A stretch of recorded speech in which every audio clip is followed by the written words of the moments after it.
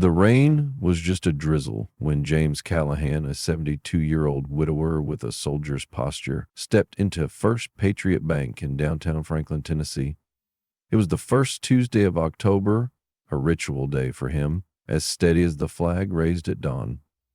For 41 years, he'd walked through these glass doors, deposited his pension, and left without fuss. The tellers used to know him by name. Old Martha would slip him a peppermint from her jar. But the staff had turned over, and the new faces carried a different air. Today the air felt sharp, like a blade waiting to cut. James approached the counter, his worn leather wallet in one hand, a small manila envelope in the other. The envelope held his life's proof. Discharge papers from the Marine Corps, a Purple Heart citation, letters from the Department of Veterans Affairs confirming his benefits. He wore a faded flannel shirt, jeans pressed crisp despite his age, and a ball cap with Desert Storm veteran stitched in gold. His steps were deliberate, each one a testament to a body that had carried 80 pounds of gear through Iraqi sandstorms and still stood tall. The teller, a young woman named Kaylee Harper, barely looked up from her screen. Her badge gleamed under the fluorescent lights, her name printed in bold beside a forced smile. "ID, please," she said, her voice clipped like she was already done with him. James slid his driver's license across the counter. She glanced at it, then tapped her keyboard with manicured nails. Her frown deepened and the screen's glow reflected in her eyes as she leaned closer. "Your account's been locked," she said, her tone flat but edged with something smug. "Irregular activity." James tilted his head slightly, his gray eyes steady. "What kind of irregular activity?" His voice was low, calm, the kind that had once steadied a platoon under mortar fire. "I haven't touched it since last month's deposit." Kaylee smirked just enough for it to sting. "That's the irregular part. People your age, they forget things. Maybe you spent it and didn't write it down." She leaned back, crossing her arms, her voice carrying a lilt that wasn't quite professional. Behind James, the line of customers shifted.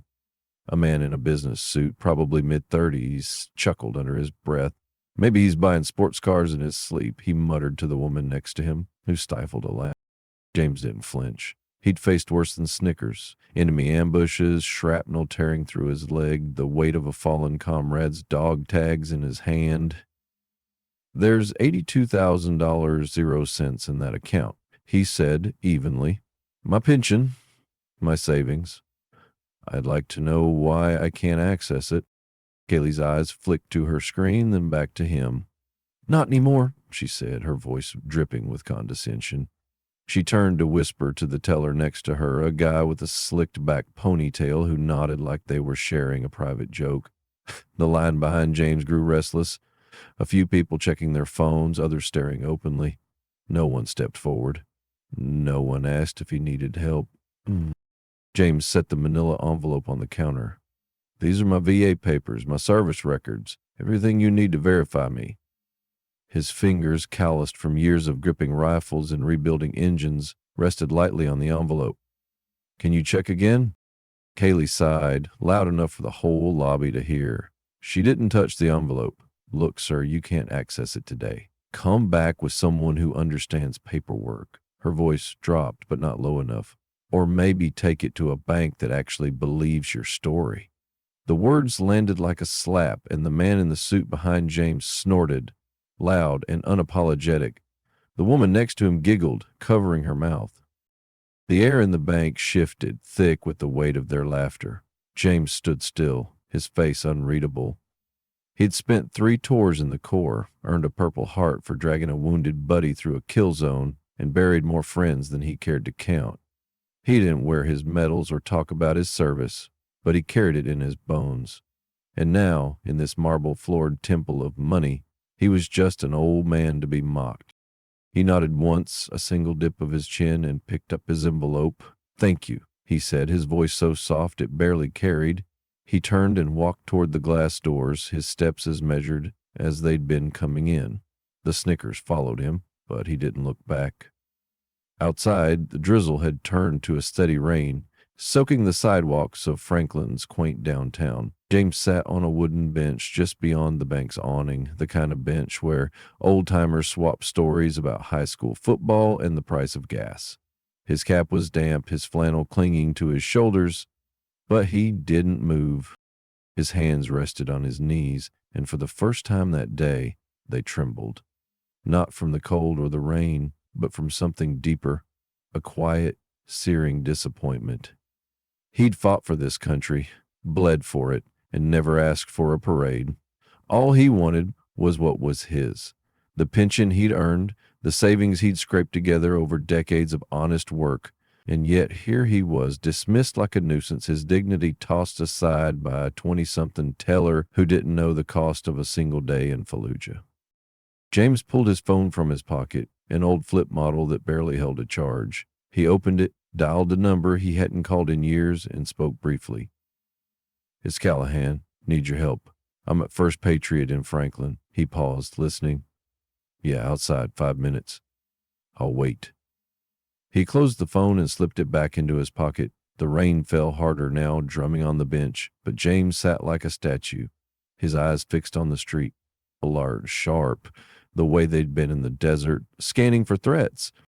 Inside the bank, Kaylee had already moved on to the next customer, her smile back in place, her fingers flying over the keyboard. To her, James was just another transaction, another annoyance in a long day. She didn't know about the nights he still woke up gasping, the memories of gunfire and dust that haunted his quiet moments. She didn't know about the silver star he kept in a locked box under his bed, or the letter from a general thanking him for his courage. She didn't know that he'd never once raised his voice in this bank, not in 41 years. Across the street, a young couple hurried under an umbrella, glancing at the old man on the bench. "He's going to catch pneumonia," the woman said, her voice tinged with worry. James caught her eye and offered a small smile. "Been through worse," he said, his voice carrying just enough to reach her. She hesitated, then nodded, but didn't stop. No one did. The world moved on. People rushed to lunch. Cars splashed through puddles, and the bank's doors swung open and shut. Money changed hands. Lives ticked forward. But James Callahan waited. His hands steadied now, his gaze locked on the horizon. He wasn't just sitting there soaking in the rain. He was a Marine, and Marines don't break. They endure, they plan, and they call in reinforcements when the time is right. 5 minutes, he'd been told. He checked his watch. 3 minutes left. Somewhere down the street, a low rumble cut through the rain. A black Chevy Tahoe, polished to a shine, weaving through traffic with purpose. James didn't move, but his eyes narrowed slightly, the ghost of a smile tugging at his lips. Dignity doesn't shout. It doesn't beg. It arrives. And in Franklin, Tennessee, on a rainy Tuesday morning, it was about to walk through those glass doors. The rain pounded harder now, a relentless curtain over Franklin's quiet streets, but James Callahan sat unmoved on the bench outside First Patriot Bank. His flannel clung to his shoulders, water dripping from the brim of his Desert Storm cap, yet his eyes remained fixed on the horizon, sharp as a hawk's. 3 minutes had passed since his call. The air felt charged, like the moment before a storm breaks wide open. Inside the bank, the hum of routine carried on. Tellers tapping keyboards, customers shuffling in line, money changing hands as if nothing had happened. But something was coming. James knew it. He'd felt this quiet tension before in the deserts of Iraq, waiting for the signal to move. At exactly 10 minutes from his call, the low growl of an engine cut through the rain. A black Chevy Tahoe screeched to a stop in front of the bank, its tires hissing on the wet pavement. The doors swung open, and 2 men in tailored black suits stepped out, their faces hard as granite. No badges, no introductions, just presence, like they carried the weight of something bigger. Behind them, a third figure emerged, his silhouette unmistakable, even in the downpour. A U.S. Marine Corps colonel, his dress blues pristine despite the weather, his chest heavy with ribbons that told stories of battlefields far from Franklin's cozy downtown. The crowd on the sidewalk froze, umbrellas tilting as passersby gawped. The colonel's steps were deliberate, each one echoing with command, as he led the suited men through the bank's glass doors. Inside, the lobby fell silent, the kind of hush that swallows sound whole. Kaylee Harper, the teller who dismissed James, looked up from her screen, her smirk fading as the colonel's shadow fell across her counter. The two suited men flanked him, one pulling a slim folder from his jacket, the other opening a laptop with a screen that glowed like an accusation. The colonel's voice cut through the stillness, deep and unyielding. "Where's the man you just denied service to, Gunnery Sergeant James Callahan?" Now, Kaylee blinked, her mouth opening and closing like a fish out of water. That old guy?" she stammered, her voice cracking. "He left. He's outside." "Wrong," the second suited man snapped, his voice like a whip. "He's still out there in the rain because you thought his service meant nothing."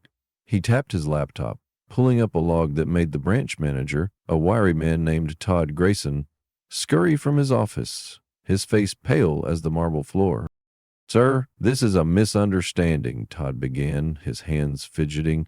"We follow protocol." "Protocol?" The colonel's voice was low, but it carried the weight of a grenade.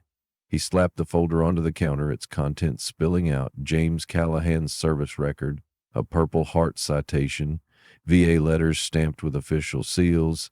"This is Gunnery Sergeant Callahan's life. 3 tours in the Corps, a Purple Heart for saving lives under fire, a pension earned in blood, and you locked his account without notice in direct violation of the Service Remembers Civil Relief Act." His eyes burned into Kaylee, then Todd. "You thought silence meant weakness. You were wrong." The first suited man stepped forward, his voice cold as steel. "The freeze wasn't a system error. It was a manual override, entered yesterday at 3:17 p.m. by this branch." He turned the laptop, showing an internal memo with Kaylee's login ID. "Care to explain why?" Kaylee's hands shook, her pen clattering to the counter. I didn't," she started, but the words died under the colonel's gaze. The customers in line, the same ones who'd laughed at James, now stood frozen, their phones quietly recording. A young mother clutching her toddler's hand whispered, "I saw him last month. They made him wait an hour for no reason." An older man nodded, his voice trembling. "Same thing 2 months ago. Always the same runaround." The colonel's jaw tightened, his eyes sweeping the room. "Systematic discrimination," he said, the words landing like a gavel. He turned back to Todd. "Unlock the account. Now. Or this entire lobby will be on the evening news and in a congressional hearing by Friday."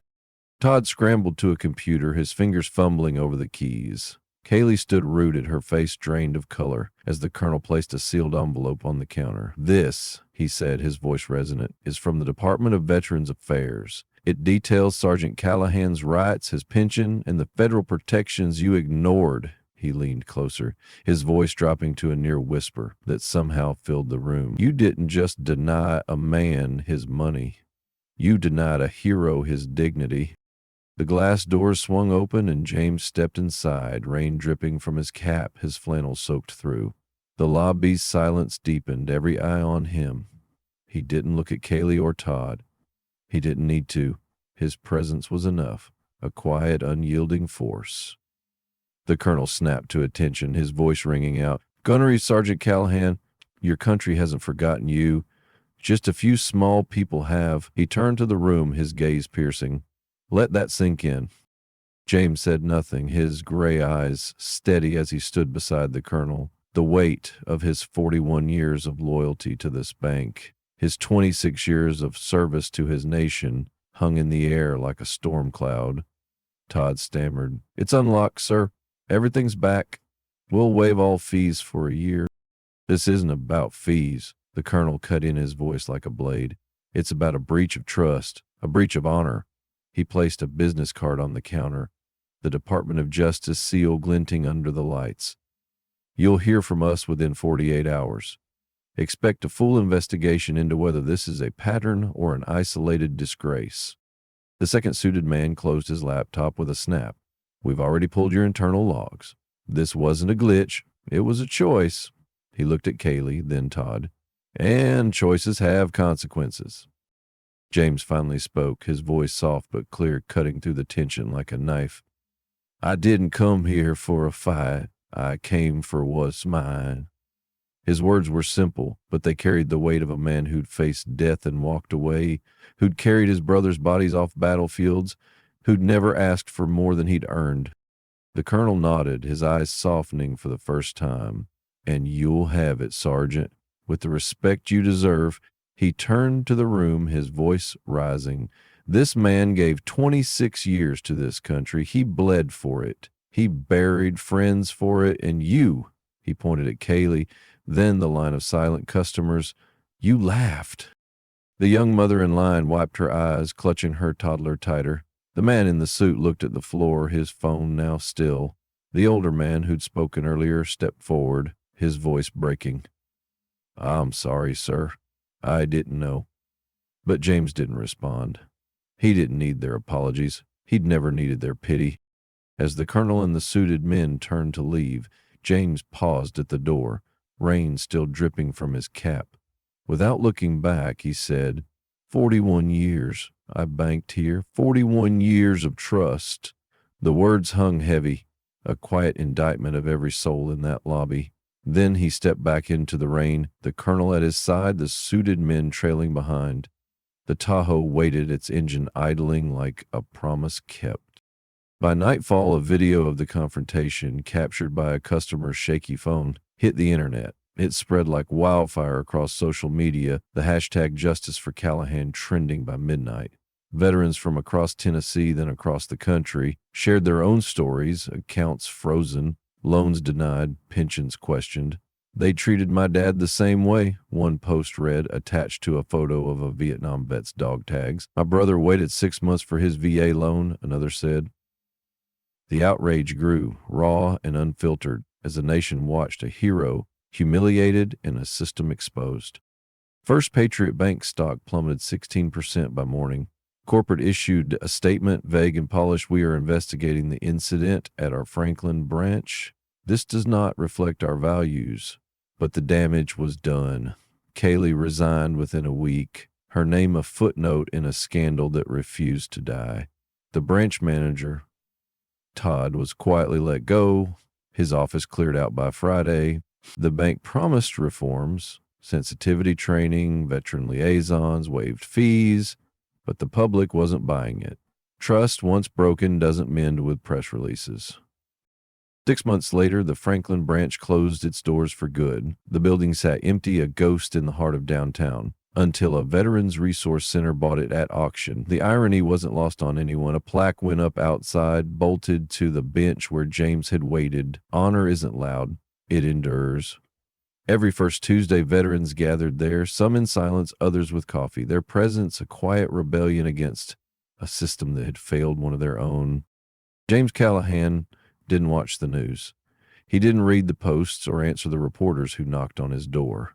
But that night, as the video went viral, he sat in his small living room, a single lamp casting shadows on the walls. His Purple Heart lay in its box, untouched. His wife's photo smiled from the mantel, her absence a wound that never healed.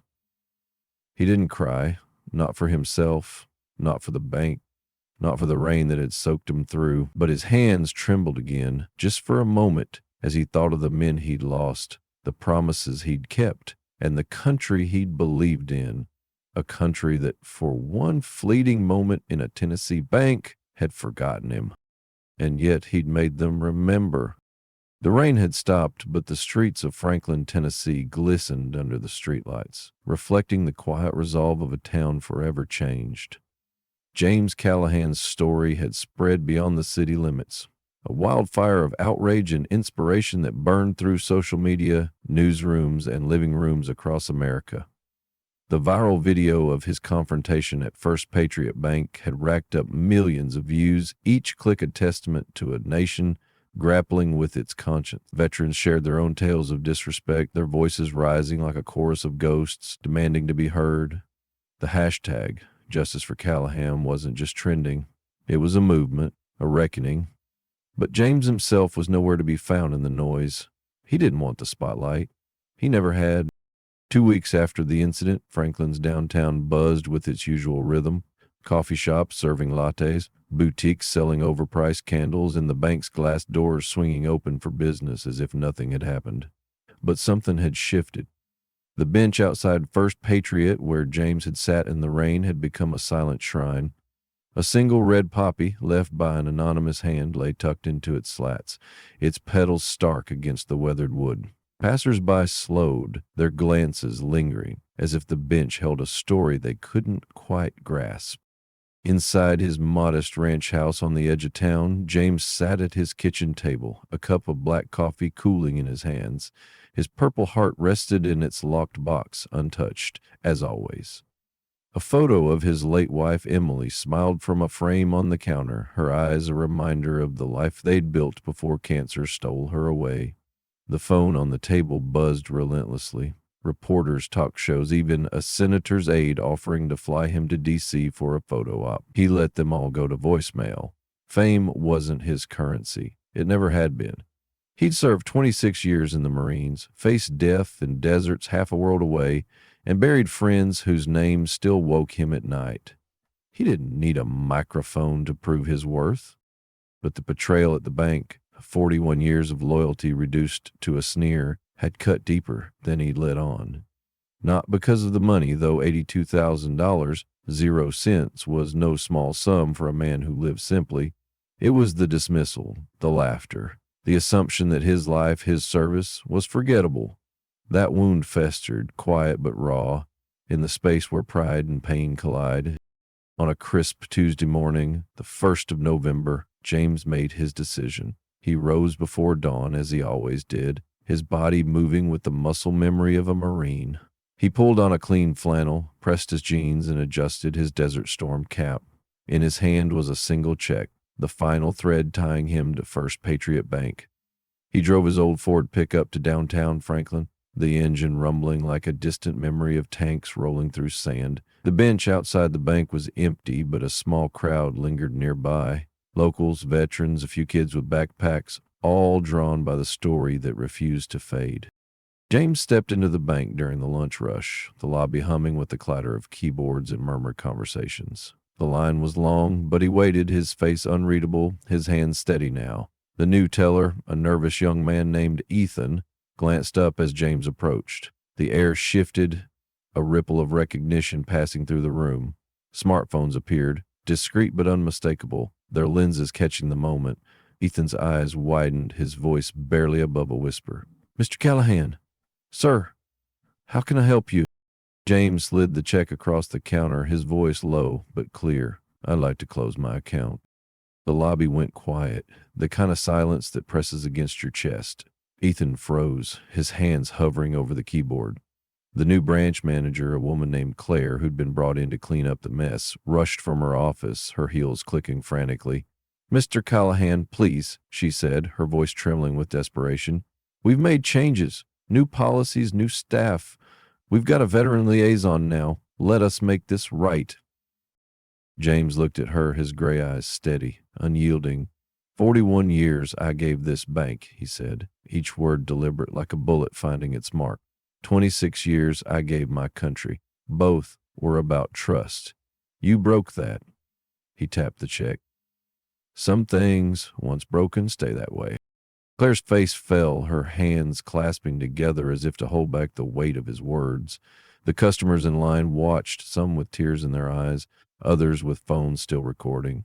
A veteran in a leather jacket, his own service cap tilted low, nodded silently from the back. A teenage girl clutching a history textbook wiped her cheek. The silence wasn't just respect. It was grief, a collective ache for a man who'd given everything and asked for so little. James turned to leave, but Claire called out, her voice cracking. "Where will you bank now, Mr. Callahan? Please, give us another chance."